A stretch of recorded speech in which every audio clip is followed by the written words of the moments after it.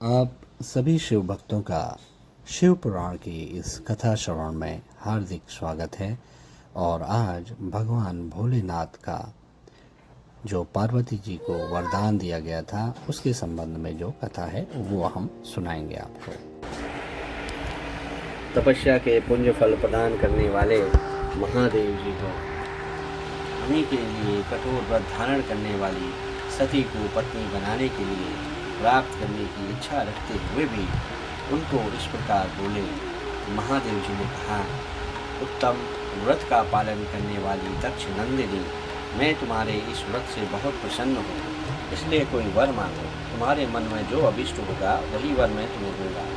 ब्रह्मा जी कहते हैं, मुने जगदीश्वर महादेव जी यद्यपि सती के मनोभाव को जानते थे तो भी उनकी बात सुनने के लिए बोले, कोई वर मांगो।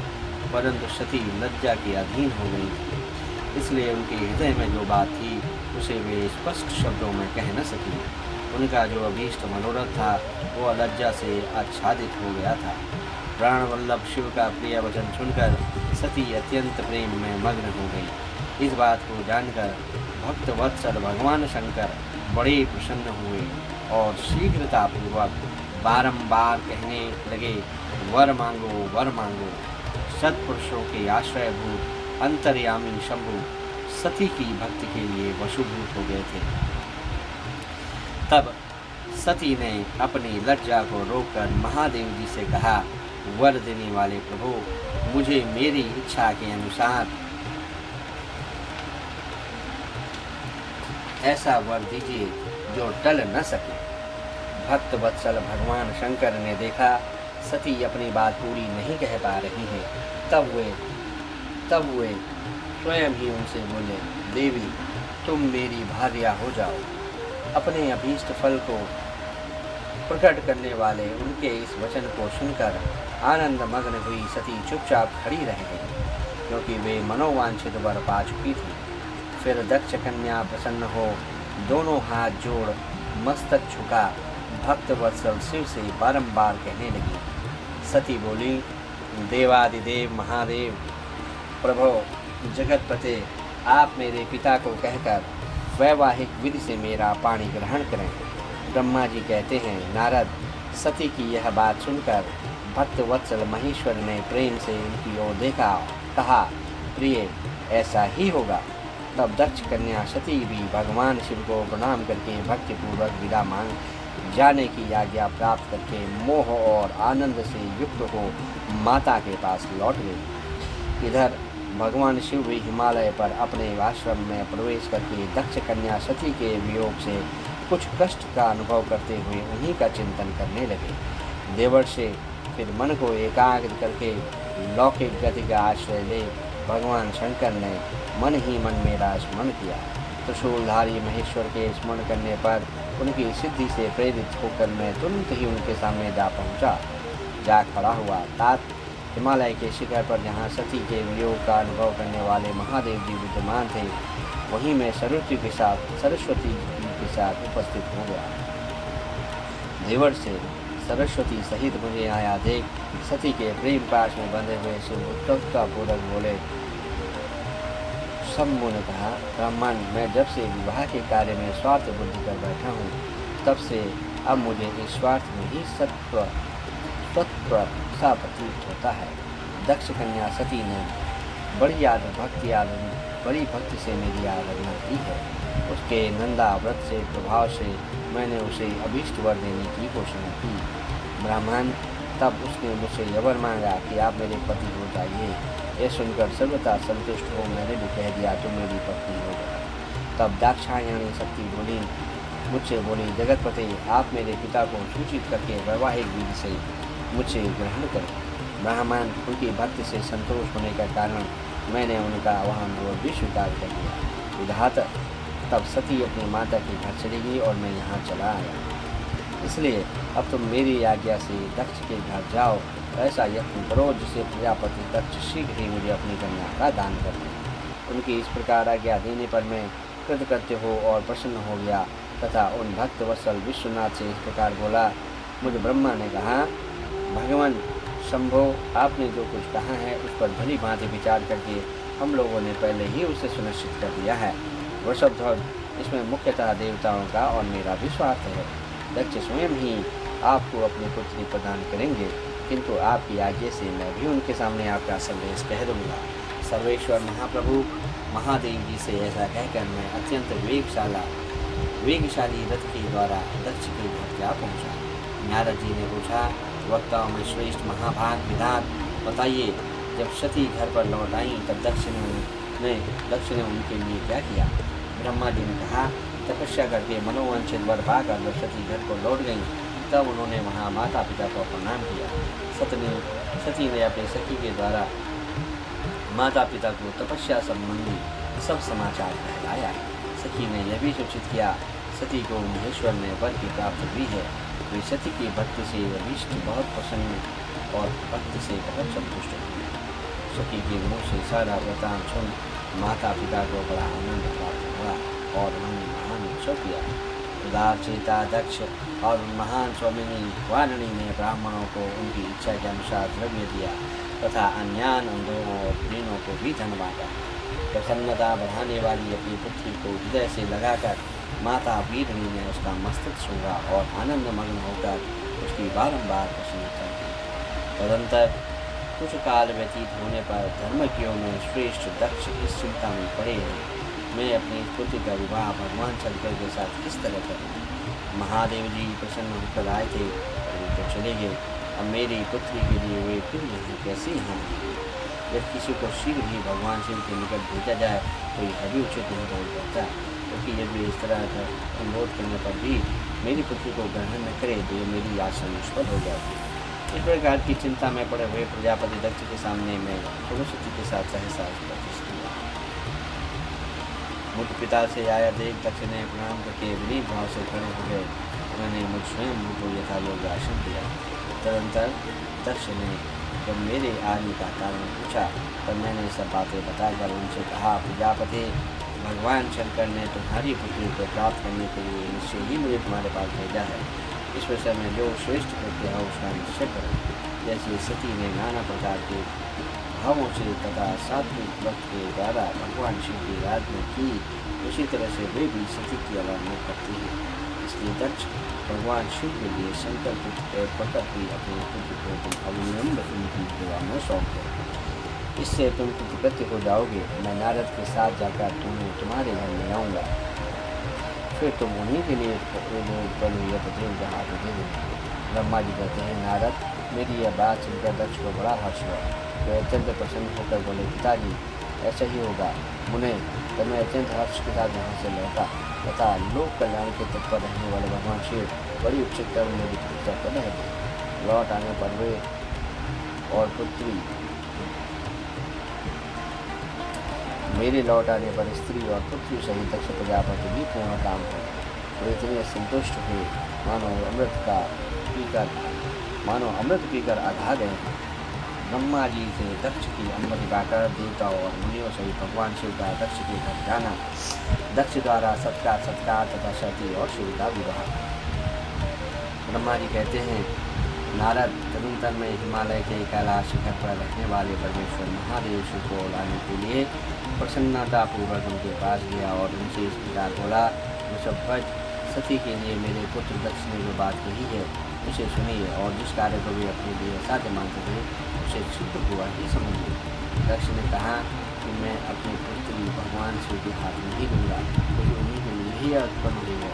शिव के साथ सती का विवाह हो यह कांड तो मुझे स्वतः ही अभीष्ट है। आपके भी कहने से इसका महत्व और अधिक बढ़ गया है। मेरी पुत्री ने स्वयं इसी उद्देश्य से भगवान शिव की आराधना की है और इस समय शिव जी भी मुझे इसी के विषय में कर रहे हैं, अन्वेषण कर रहे हैं। इसलिए मुझे अपनी कन्या अवश्य भगवान शिव के हाथ में देनी है। विधात, वे भगवान शंकर शुभ लग्न और दो मुहूर्त में पधारे उस समय उन्हें शिक्षा के तौर पर अपने पुत्र दे दूँगा। हंसते हुए वृषभध्वज मुझसे दक्ष ने ऐसी बात कही, अतः आप शुभ मुहूर्त में उनके घर चलिए और सती को ले आइए। उन्हें मेरी यह बात सुनकर भक्तवत्सल हो गए। लौकिक गति का आश्रय ले हंसते हुए मुझसे बोले, संसार की दृष्टि करने वाले ब्रह्मा जी, मैं तुम्हारे और नारद के साथ ही दक्ष के घर चलूँगा। अतः नारद को स्मरण करो, अपने मरीच आदि मानस पुत्रों का भी बुला लो। मुझे मैं उन सबके साथ दक्षिण निवास पर चलूँगा, मेरे पार्षद भी मेरे साथ होंगे। नारद लोकोचार के निर्वाह में लगे हुए भगवान शिव के इस प्रकार आज्ञा देने पर मैंने तुम्हारा और मरीज आदि पुत्र का भी स्मरण किया। मेरे याद करते ही तुम्हारे साथ मेरे सभी मानस पुत्र मन में आदत की भावना दिए श्री रंग आ पहुँचे। उस समय तुम सब लोग हर्ष से उत्फुल्ल हो रहे थे। रुद्र के स्मरण करने पर शिव भक्तों के सम्राट भगवान विष्णु भी अपने सैनिकों तथा कमला देवी के साथ गरुड़ आरोह हो तुरंत वहाँ आ गए। तदंतर चैत्र मास के शुक्ल पक्ष की त्रयोदशी तिथि में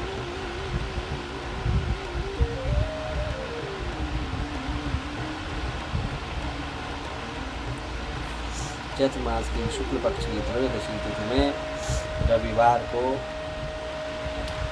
पूर्वा फाल्गुन नक्षत्र में मुझे ब्रह्मा विष्णु आदि समस्त देवता के साथ महेश्वर ने विवाह के लिए यात्रा की।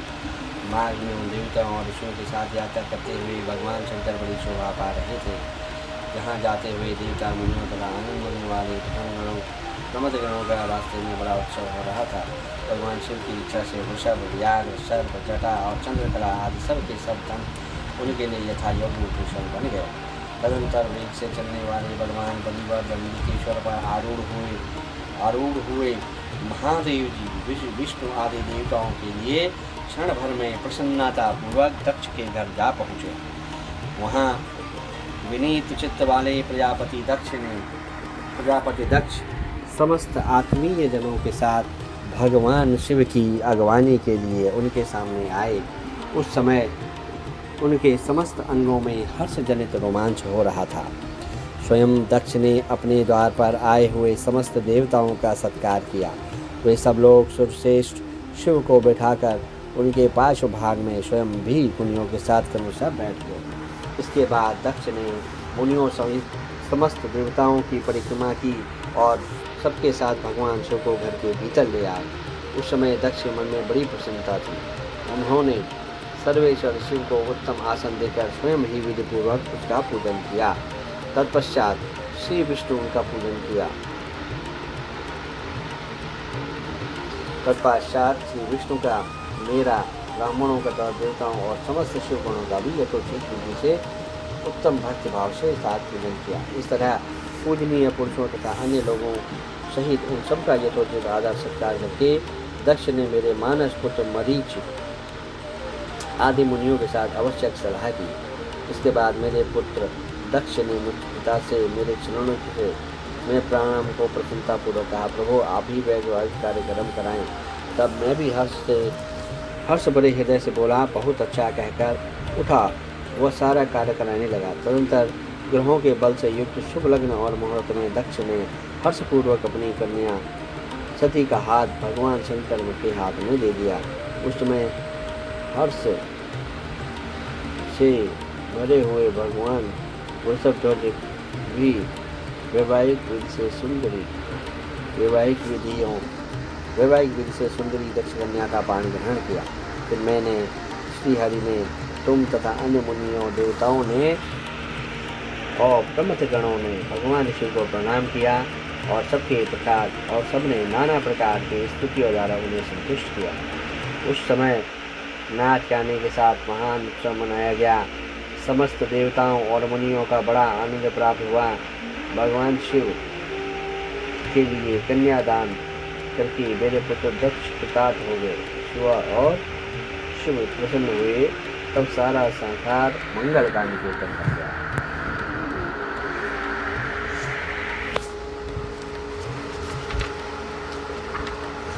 ब्रह्मा जी कहते हैं, नारद, कन्यादान करके दक्ष ने भगवान शंकर को नाना प्रकार की वस्तुएं दहेज में दी। ये सब करके वे बड़े प्रसन्न हुए। फिर उन्होंने ब्राह्मणों को भी नाना प्रकार के धन बांटे।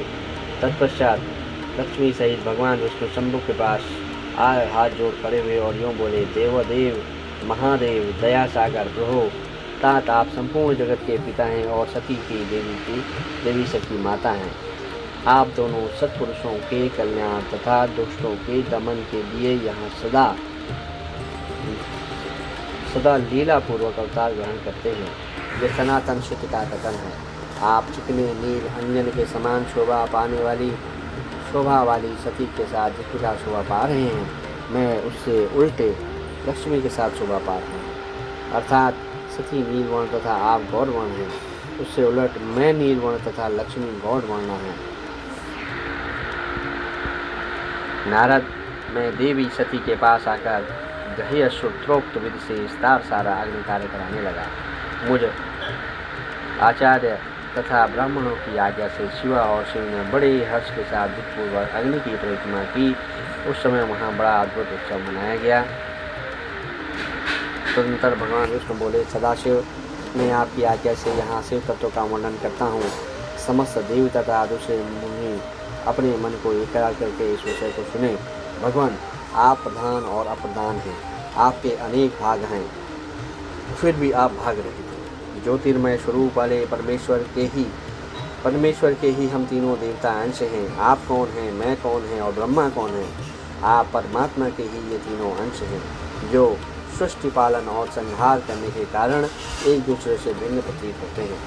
आप अपने स्वरूप का चिंतन कीजिए। आपने स्वयं ही लीलापूर्वक शरीर धारण किया है। आप निर्गुण ब्रह्म रूप से एक हैं।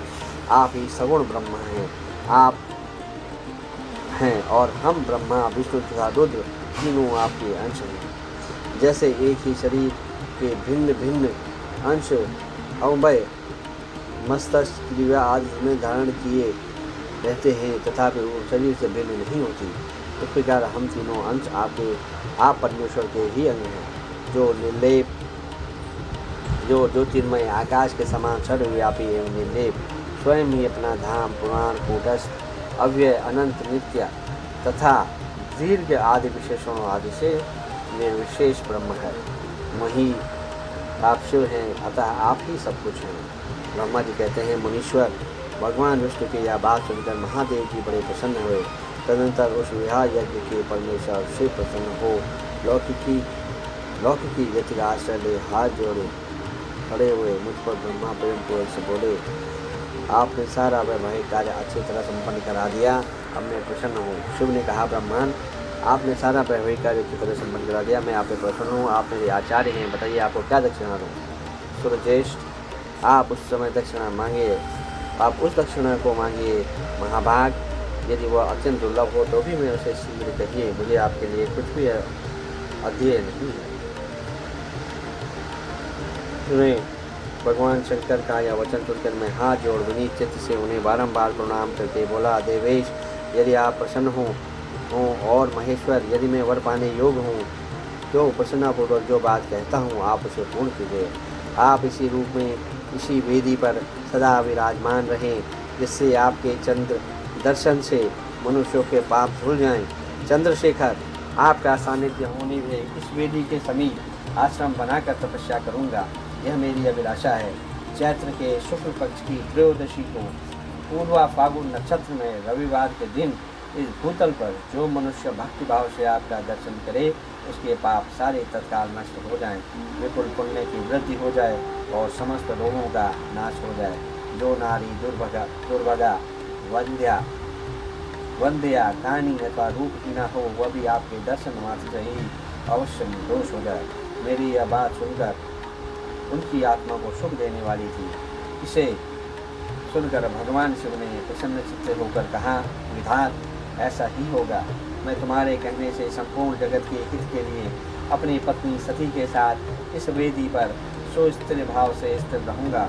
ऐसा कहकर पत्नी सहित भगवान शिव अपनी अंश रूपणी मूर्ति को प्रकट करके वेदी के मध्य भाग में विराजमान हो गए। तत्पश्चात स्वजनों पर स्नेह रखने वाले परमेश्वर शंकर ने दक्ष से विदा ले अपनी पत्नी रति के साथ कैलाश में जाने को उद्यत हुए।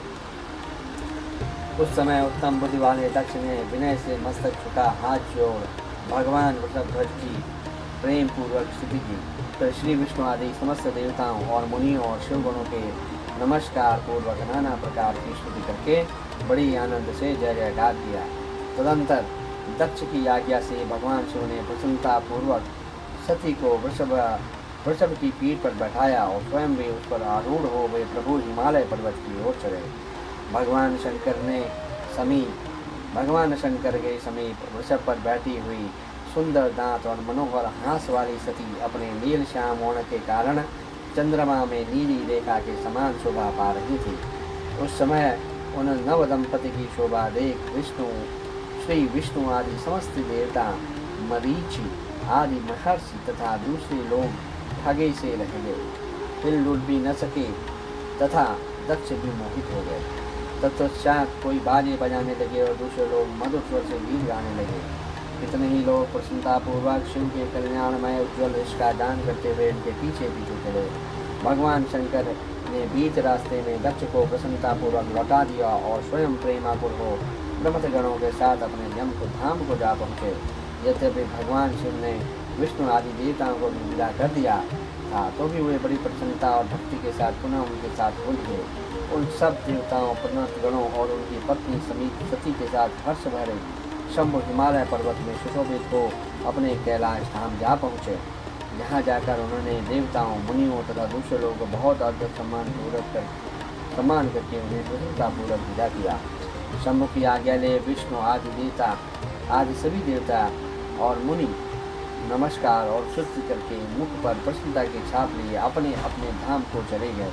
सदा शिव का चिंतन करने वाले भगवान शिव भी अत्यंत आनंदित हो हिमालय के शिखर पर रहकर अपनी पत्नी दक्ष कन्या सती के साथ विहार करने लगे। सूर्य जी कहते हैं, मुनियों, पूर्व काल में स्वयंभू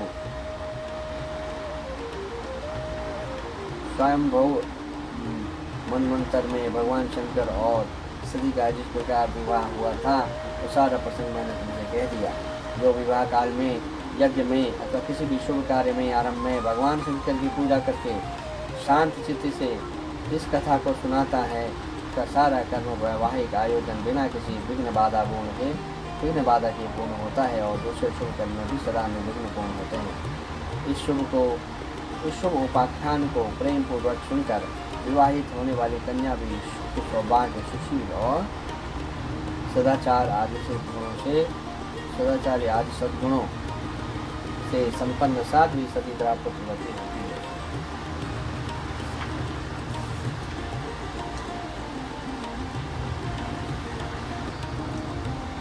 तो ज्ञानी न भेदो हि तत्कर्तु सर्वदा सुखं विज्ञानं न भवेत्या सती भक्ति विरोधिनां भक्ताधीना सदा हम ते तत्त्वभावा भवेष्वपि नीचानां जातिहीनानां यानि देवी न संशयाः।